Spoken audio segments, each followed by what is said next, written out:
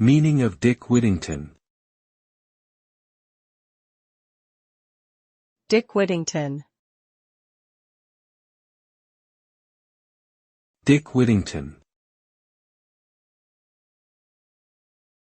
Dick Whittington. Dick Whittington.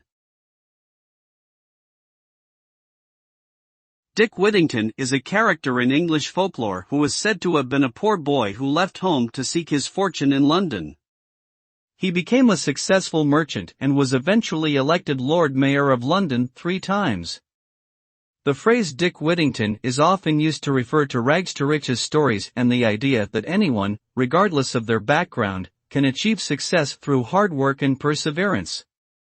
Overall, Dick Whittington represents the hope and possibility of upward social mobility in the face of adversity.